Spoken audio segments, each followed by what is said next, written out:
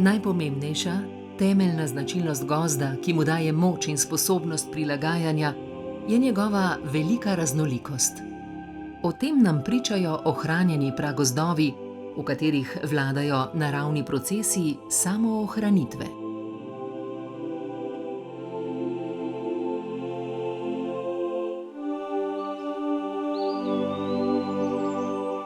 Slovenski gozdarji smo tradicionalno vezani na znanje, ki ga črpamo iz pragozda.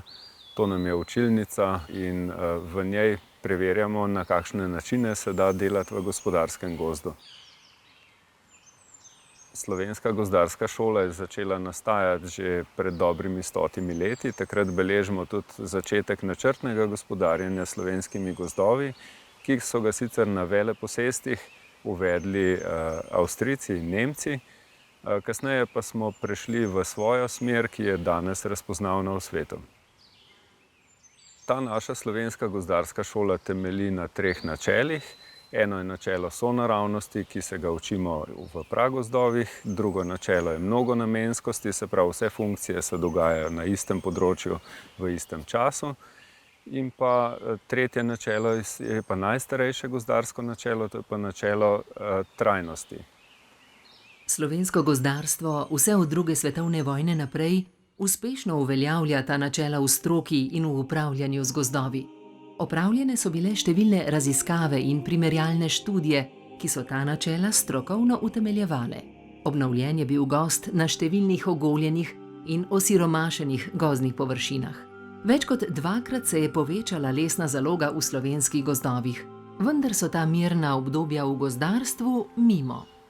Pred nekaj desetletji so znanstveniki začeli opozarjati na klimatske spremembe in te se najbolj odražajo ravno v gozdarstvu. V gozdarstvu imamo opravka z rastlinami, ki rastejo stoletja in te rastline tam, kjer zrastejo, ne morejo zapustiti svojega rastišča, ne morejo se preseliti, ne moremo jim dovajati vode, ne moremo jim dovajati gnojil. To od nas gozdarjev zahteva še posebno pozornost, da res na pravo področje pridejo tiste rastline, tista drevesa, ki so tam naravi primerna, da ne ustvarjamo monokultur, kar smo se naučili tudi iz naše zgodovine, da te pač niso primerne, da prinašajo prevelik riziko. Prognoze in simulacije klimatskih sprememb so narejene za neke normalne nadmorske višine. Mi pa ugotavljamo, da so najbolj krute klimatske spremembe najbolj izrazite pa ravno v gorskem gozdu, ki je imel vsa ta stoletja najbolj mirno preteklost.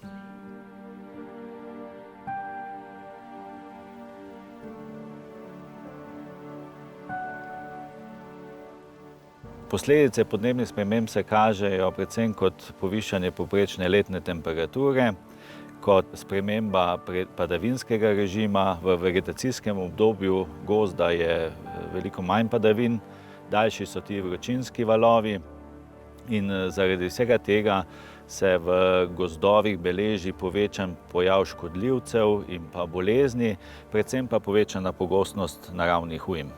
Te ujme so slovenske gozdove v zadnjih 5 letih močno prizadele in sicer od katastrofalnega žledoloma leta 2014, ki je bil odgovoren za 9 milijonov kubikov poškodovanega in podrtega drevja, do kasnejšega napada podlubnikov, ki je trajal 4 leta, do 2 vetrolomov, tako leta 2017 kot leta 2018. In vse to na nek način je v zadnjih 5 letih poškodovalo skoraj 20 milijonov kubikov drevja.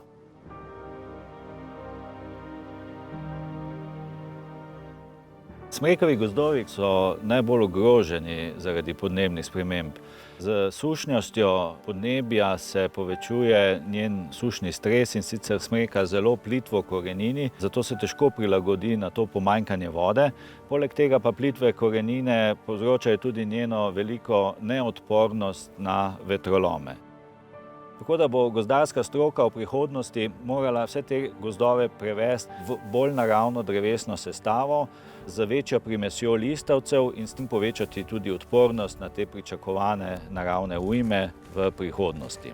Gozdarska stroka že išče rešitve, kako pomagati gozdu pri prilagajanju pričakovanim ostrejšim podnebnim razmeram. Ker je bukev vodilna drevesna vrsta v Sloveniji, ji namenjajo posebno pozornost Na Kamenskem hribu spremljajo uspešnost prilagoditve bukev, ki izvirajo z različnih rastišč. To so bukve različnih provenienc. Glej, Marjana, tukaj pa prehajamo na eno plosko, kjer je posajena idrijska provenienca. Ta provenienca je slovenska provenienca in je izredno pomembna. Ja, to je tista, ki najkasneje odganja, vsaj v Sloveniji. Ja, pa ne samo v Sloveniji. Na vseh poskusih v Evropi so testirali in dejansko odganja neverjetnih 12 dni kasneje kot prva provenienca v teh poskusih. Zakaj je pomembno, da pozno odganja? Pomembno je zaradi tega, ker gre za genetsko prilagoditev in s tem, ker ta gozdni reprodukcijski material iz te provenience predstavimo na druga rastišča, tam, kjer so pozne pozebe, ima ta genetsko zasnovo takšno, da ne odžene prezgodaj in potem preživi. Če bi ta provenienca prezgodaj ulistila, bolj pozen mraz požgal in bi propadla. Kaj pa na primer tistale provenienca tam, ki je en prazen prostor vmes, katera je pa tista provenienca? Tista provenienca je pa provenienca iz Luksemburga. Ni uspela na naših rastiščih, je precej propadla. Ampak tista je tudi pozno odganjajoča, ni? Je, zaradi tega, ker izvira iz atlantskega podnebja. Vidite, tam ni nobene tako rekoč preživele, medtem ker provenienca idrija pa raste. Ja. Ti, Gregor, kaj je pa namen tega poskusa? Namen tega poskusa, Marjana, je pa spoznavanje odzivnosti provenience v novih razmerah okolja. Torej, kako se ona prilagaja na ta nove razmere okolja. Kdaj bomo pa vedeli rezultate takih poskusov? Te poskusi so izredno dolgoročni, ker trajajo več desetletij. Dovolj dobre rezultate bomo dobili že verjetno čez 1 leto, ko bo ta poskus star 25 let. Ta drevesa bomo mi spremljali 60 let, zaradi tega, ker smo poskus osnovali na tak način, da nam to omogoča. To se pravi, da medva še ne bova videla končnih rezultatov. Bova šla pogledat. Bova šla pogledat. Ja.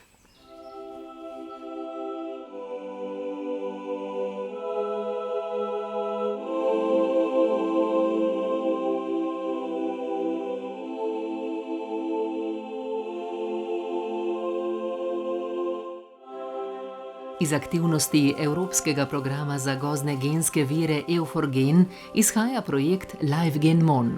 V Sloveniji, Nemčiji in Grčiji se izvaja od leta 2014. Namen projekta je razviti sistem spremljanja oziroma monitoringa genetske pestrosti gozdnega drevja. Med cilji projekta je tudi ohranjanje genetske pestrosti na območjih med Bavarsko in Grčijo. Poleg testiranja in razvoja verifikatorjev, se pravi merilcev genetske pestrosti za posamezne drevesne vrste, kar obsega delo na terenu in delo v laboratoriju, pripravljamo tudi smernice za izvedbo monitoringa genetske pestrosti. Zato organiziramo tudi delavnice za gozdarje in predlagamo tudi spremembe in dopolnitve zakonodaje in strategij v posameznih državah, ki bodo omogočale izvesti genetski monitoring na različnih nivojih zahtevnosti v Sloveniji in v drugih državah, ki so za slovensko gozdarstvo zanimive tudi zaradi morebitnega povečevanja genetske pestrosti in testiranja gozdnega reprodukcijskega materiala iz držav jugovzhodne Evrope na našem ozemlju. Med najbolj konkretne ukrepe genetskega varstva gozdov sodi izbor ustreznih semenskih objektov, v katerih se bo pridobivalo seme ali puljenke, načrtovanje gospodarjanja s temi sestoji, načrtovanje pridobivanja gozdnega reprodukcijskega materiala, torej predvsem semena, ki se ga naj bi pridobivalo v času masovnega obroda.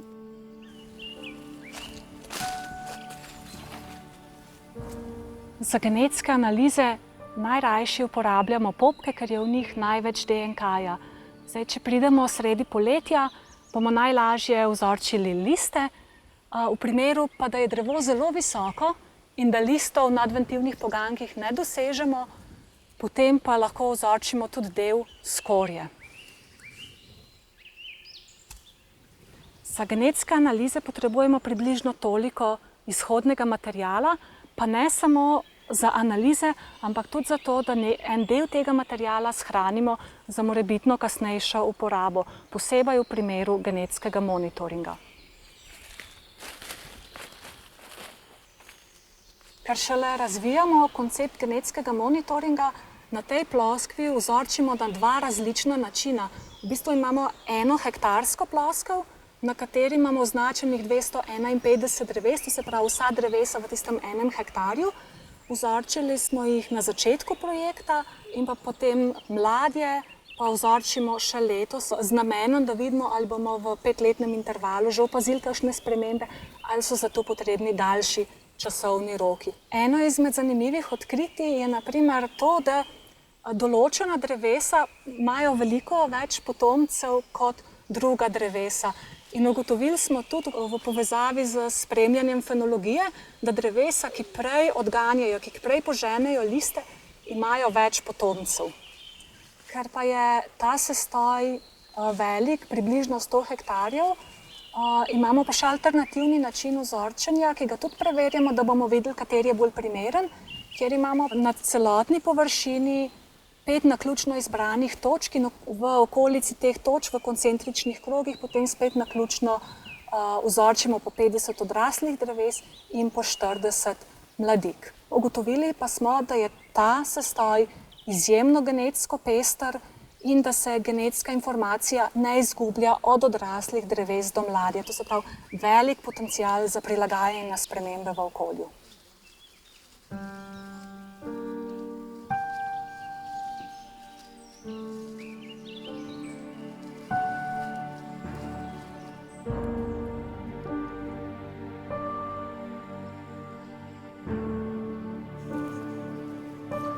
Sanacija posledic naravnih ujm v gozdovih mora potekati načrtovano, po jasno določenih postopkih, z določenimi prioritetami, predvsem pa z sodelovanjem vseh tistih, ki pri tej sanaciji sodelujejo. Zdaj, v tej prvi fazi gre za posek in spravilo poškodovanega lesa.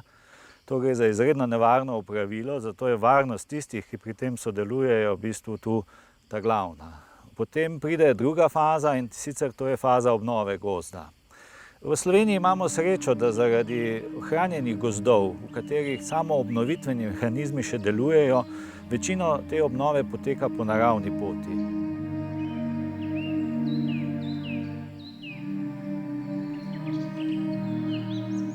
Del gozdov, v Sloveniji je to tam od 5 do 10%, moramo obnoviti z obnovo z sadnjo.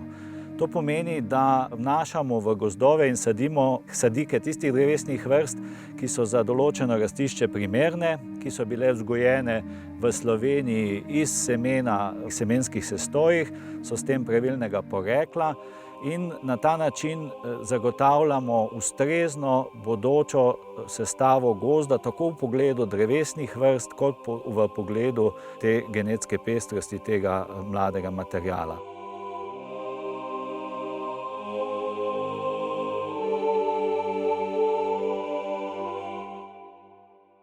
Gospod, prišli smo v vaš gozd, da se skupaj odločimo, kaj s tem gozdom narediti. Mi gozdarji pač nudimo svetovanje lastnikom gozdov.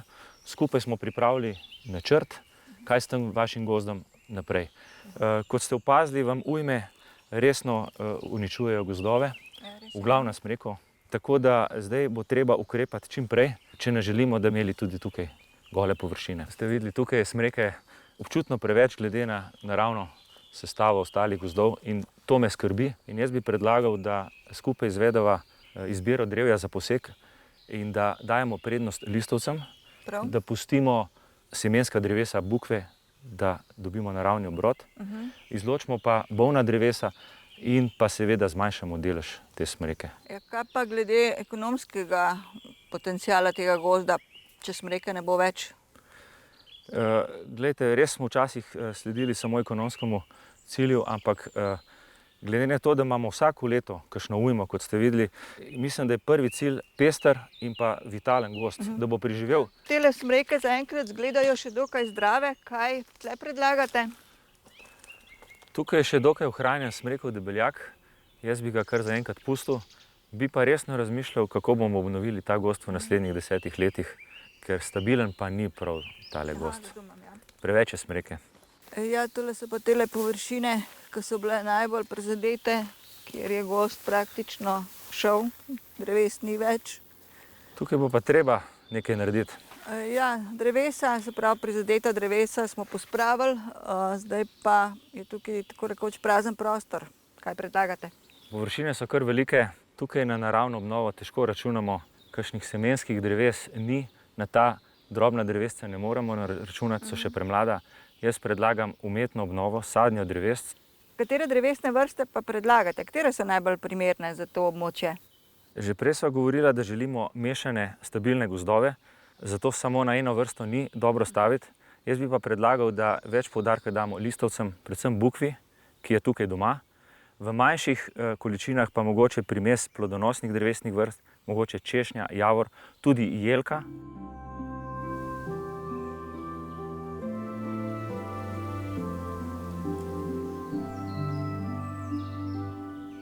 Smo v semenskem objektu Smolarjevo. To je prebiralni gozd jelke, ker je bivši lastnik že konec 19. oziroma v začetku 20. stoletja začel svojo lastno metodo prebiralnega gospodarjenja. Metoda se je izkazala kot zelo uspešna in zaradi tega smo tudi zdaj priča zelo lepim jelkam, ki se lepo pomlajujejo, in zato smo ta objekt odobrili kot semenski sestoj za pridobivanje gozdnega reprodukcijskega materiala, se pravi semena kategorije izbran. Izbrali smo ga pa tudi za ploskov za genetski monitoring v okviru projekta LifeGenMon. Prav zaradi tega, ker se jelka lepo naravno pomlajuje in niti ni preveč poškodovana. V tem prebiralnem gozdu jelke vidimo, kako se lahko jelka lepo obnese. In jelka velja za drevesno vrsto, ki bi lahko v sušnih in toplih razmerah nadomestila celo smreko. Zato so raziskave jelke izjemno pomembne za slovensko in za evropsko gozdarstvo. Ravnokar smo s kolegi iz celotne Evrope sekvencirali genom jelke, to se pravi, da smo dekodirali celoten genetski zapis v enem drevesu, in to znanje je osnova, ki nam bo pomagala pri ugotavljanju, kako se lahko jelka odzove na podnebne spremembe. Slovenski program ohranjanja gozdnih genskih virov temelji na slovenski tradiciji in na teoretičnih osnovah, ki jih je postavil že v 50. letih prejšnjega stoletja Max Vraber, ko je zapisal gojenje gozdov na osnovi gozdne genetike, in jih je kasneje v praksi udejanjil tudi dr. Miran Briner. Od takrat imamo Slovenijo razdeljeno na neka provenienčna območja, ki smo jih kasneje sicer prilagodili, v okviru katerih imamo na različnih nadmorskih višinah, conah, odobrenih 300 gozdnih semenskih objektov. Se pravi, predvsem gozdov, sestojev gozdnih za pridobivanje gozdnega reprodukcijskega materiala, semena in sadik kategorije izbran. V gozdarstvu je namreč pomemben predvsem izvor semena, kje se ga bo uporabljalo. Se pravi, da je rastišče, da je seme in sadike, da so prilagojene rastišču, na katerem se bo sadilo. Da se zagotovi čim večjo genetsko pestrost, zato da se lahko bodoče generacije prilagajajo na neko bodoče okolje, za katero ne vemo, kakšno bo, je potrebno imeti čim večje število gozdnih semenskih objektov. Pridobivati je treba seme v letih s močnim obrodom, zato da je izmenjava genetskega materiala čim večja. Pridobiti seme iz čim večjega števila dreves, iz vseh približno enako količino. Poleg tega je pa treba tudi vse postopke kasneje, od pridobivanja preko skladiščanja, dodelave in vzgoje sadik, prilagoditi temu, da se ohranja čim večja genetska pestrost materiala, ki se potem sadi.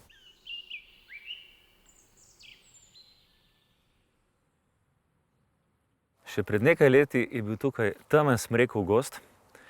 Zaradi napada podlubnikov smo morali posekati čisto vsa drevesa smreke. Te večje gole površine je potrebno obnoviti. Obnovili jih bomo sadnjo drevesc. Če bi čakali, da se obnovi po naravni poti, bi to trajalo 50 in več let. Posadili pa bomo pretežno bukova drevesca, ker naš cilj je mešan gozd bukve s primesjo smreke in plemenitih in ostalih listovcev. Vidim, da ste imeli kar dosti dela za pripravo površine. Koliko dni pa koliko ljudi pa je to počelo? Pripravo površine je delalo 10 ljudi, delali so pa približno 14 dni, oziroma 10 delovnih dni, kar je zneslo 1 hektar na dan. Ker še 10 dni nazaj je bilo tukaj grmovje više kot midva, ko se spomnim. Ja, res je.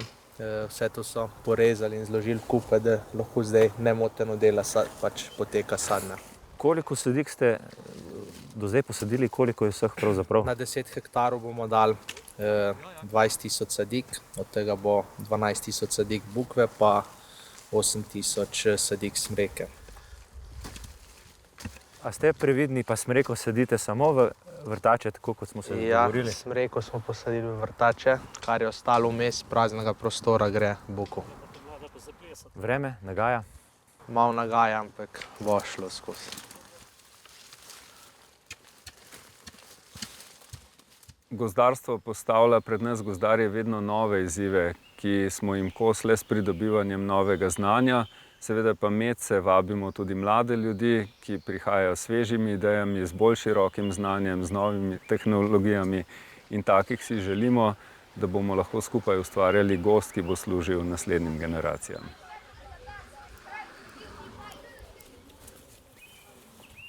Pozdravljeni, otroci! Dobrodošli v gozd! Zdaj smo na meji med mestom in pa največjim kopenskim ekosistemom. To je?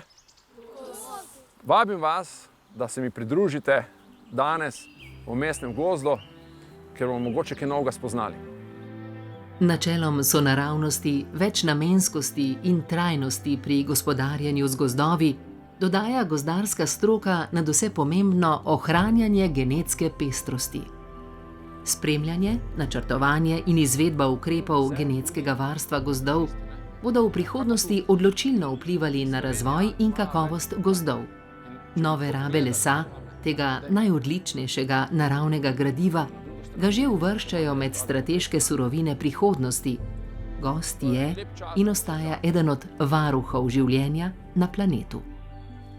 A bi bila lahko tole učilnica prihodnosti? Ja. Če bi rekli, kje so boljši bivalni pogoji? Na drevesu. Ja, v neki leseni hiši ali v eni zidani? Jaz mislim, da bi bilo fajn, če bi bili v leseni hiši. In ker les je obnovljiv vir energije, je to tudi dobro za planet. A je tako? Ja. Izvoli, Lan. Pa še toplota zadržuje. Drevesna hiša, v kateri smo danes mi v njej, je ena taka gradnja. Kaj mislite, koliko let bo zdržala ta drevesna hiša? Veliko. Veliko. Najmanj koliko? 50. Rečemo 50 let. Kaj se bo pa zgodilo z njo čez 30 do 50 let? Se gnila bo pa preperila, se porušila in ne bo ostalo nič. In kam bomo te deske, ta les, kam bomo dali? Kaj izvoli? Po tleh, kot gnojilo. Bomo razprostrli in bomo vrnili ta les nazaj v gozd, kjer bo to odmrla lesna masa in bodo našle tam svoje življenje, kakšne žuželke, kakšni insekti, kakšne glive bojo zrasle gor, gobe, mogoče bo kakšna miška kam zlezla, še kakšna rovka našla svoj prostor. Ja, ta les bo preperel in tam bo nastalo novo življenje.